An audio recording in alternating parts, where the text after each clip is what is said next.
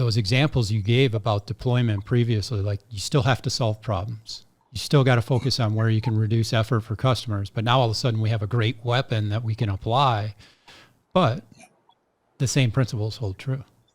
Yeah, it's true, and I'll return to the ROI argument in just a second. But the first thing is that I think that the initial brush of a lot of technology companies was, oh, this is great. I can summarize, I don't know, agent notes or something along those lines. And I think things that are summarization for the purposes of customer service and customer experience are good tools. I'm not suggesting they're not, but they're going to get commoditized very quickly.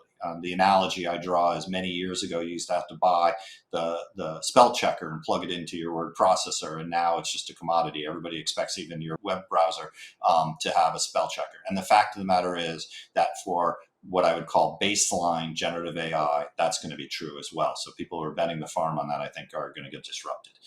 Beyond that, however, the idea of using generative AI to do things that frankly still are heavy lifting. And in some cases, it can be using it to develop the solution, the interface. For example, one company, used to take 6 weeks to develop an end-to-end customer interaction solution, largely in a what I would call a low-code, no-code environment. And now they're able to give it constructive prompts and get a product that comes back out instead of 6 weeks, closer to a week, with maybe another week of tuning, testing, and things like that. So reducing the time to deployment by 2/3 is pretty significant. And when you consider the challenge that most customer service organizations are having, which is, if I'm going to implement automation, what is the ROI? So back to that topic.